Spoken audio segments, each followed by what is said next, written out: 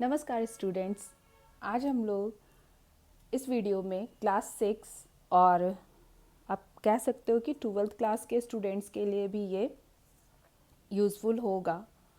तो इसमें हम जो स्टोरी आज पढ़ने जा रहे हैं वो हमारे जैसे ही एक समाज की कहानी है जो कि बहुत साल पहले विकसित हुआ और इतना ज़्यादा विकासशील था कि अगर आज के समय में हम लोग कहते हैं कि भारत जो है वो बहुत ज़्यादा विकसित नहीं है, इसकी ये बिल्कुल भी वेस्टर्न कंट्रीज़ की तरह बहुत ज़्यादा डेवलप नहीं है, तो ये चीज़ें कहीं से भी सही नहीं है क्योंकि ये वो वक्त था हड़प्पा सिविलाइजेशन की। अगर हम लोग बात करें तो ये ऐसा वक्त था जिस समय में कि अगर शहरी विकास की बात करें हम लोग तो वो सबसे पहले शुरू हुआ था ये भारतीय क्षेत्रों में ही, यहाँ पे ही ये शुरू हुआ था।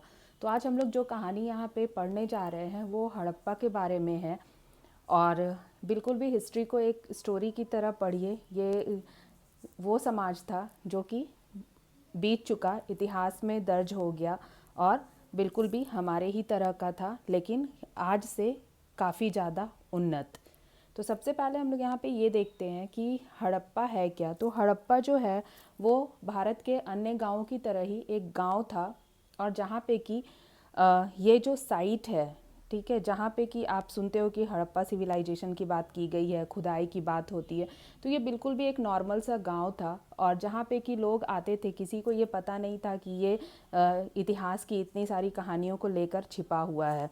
लोग आते थे अपने घर बनाने के लिए या फिर और भी अलग कामों के लिए, यहाँ से ईंटें लेते थे और चले जाते थे। उसी वक्त में यहाँ पे एक घटना घटी कि 1826 में जो चार्ल्स मैसन है, ठीक है, उसने यहाँ पे क्या किया कि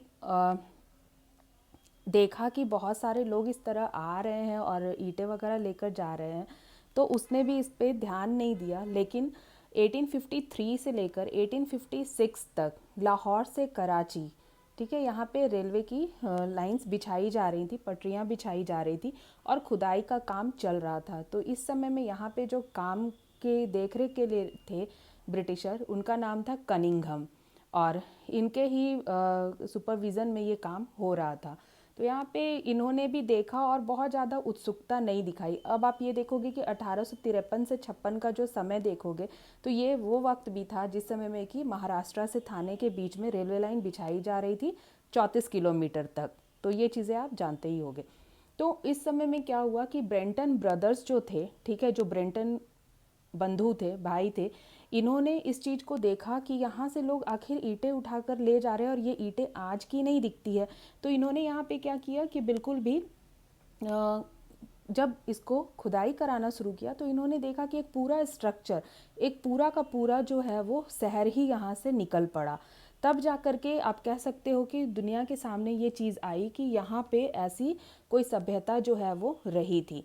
तो ये तो हो गई आपकी स्टोरी की ब्रिटिशर्स के टाइम में ये क्या हुआ। और उस समय में जो भारत में लाहौर से कराची के बीच में जो ये रेलवे लाइंस बिछाई जा रही थी, ये अचानक से पूरी दुनिया की नज़र इस पे पड़ी। हाँ, भारत ही कह रही हूँ क्योंकि उस समय में ये भारत का ही हिस्सा था। अब आप देखोगे कि 1921 में हड़प्पा की खुदाई की का श्रेय जाता है दयाराम साहनी और रखाल दास बनर्जी का, ठीक है। तो इन्होंने इसकी खुदाई में काफ़ी सहयोग किया था और 1922 में एक और साइट इसी तरह की मिली, मोहनजोदड़ो, ठीक है। तो ये दोनों साइट्स जो है वो मिली थी और यहाँ पे खुदाई हुई और उसके बाद पता चला कि ये दुनिया की सबसे ज़्यादा विकसित सभ्यताओं में से सबसे बड़ी सभ्यता है। तो ये तो हो गई साइट्स की बात कि कौन कौन सी साइट्स मिली। और आपको जानकर ये काफ़ी आश्चर्य होगा कि लगभग 1500 से ज़्यादा साइट्स जो है वो ये अपने भारत के रीजन्स में मिले, भारत के एरियाज़ में मिले।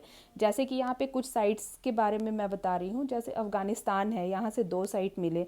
पाकिस्तान में लगभग 475 475 साइट्स जो हैं वो मिले थे। और ये आप देखोगे कि पाकिस्तान जो है वहाँ पे ये साइट्स मिले थे और सिंधु नदी के घाटी के पास ये साइट्स मिली थी। तो इसलिए भी इसको इंडस वैली सिविलाइजेशन या सिंधु नदी घाटी सभ्यता कहा जाता है। इंडिया में आप देखोगे सबसे ज़्यादा साइट्स मिली हैं 925। तो अब थोड़ी सी ये कहानी हम लोग सुन लेते हैं। आप देखोगे कि यहाँ पे मैंने लिखा है सरस्वती वैली सिविलाइजेशन। तो हुआ क्या था कि जो सिंधु नदी घाटी है पाकिस्तान और भारत, तो भारत से जो गंगा नदी और सिंधु नदी जो है उसमें जब ये देखा गया तो पता चला कि सबसे ज़्यादा जो साइट्स मिली हैं उसके बीच में से जो सरस्वती नदी बहती है वहाँ पे सबसे ज़्यादा साइट्स जो हैं वो मिली हैं। तो बहुत सारे इतिहासकारों का ये भी कहना था कि इसका नाम इंडस वैली नहीं होना चाहिए, इसका नाम सरस्वती वैली सिविलाइजेशन होना चाहिए, क्योंकि अगर आप आंकड़ों को देखो, यहाँ नंबर्स को देखो, तो उसमें सबसे ज़्यादा साइट्स जो है वो भारत में मिले थे। खैर ये तो अलग अलग इतिहासकारों की अपनी अपनी थिंकिंग थी, हालांकि इसको कहा इंडस वैली सिविलाइजेशन ही गया। तो ये तो कहानी हो गई कितनी साइट्स मिली। तो अब अगर हम लोग भारत की बात करते हैं तो यहाँ पे लगभग 7 साइट मिले, ठीक है, 7 स्टेट में अलग अलग जगह में साइट्स जो हैं वो मिले थे।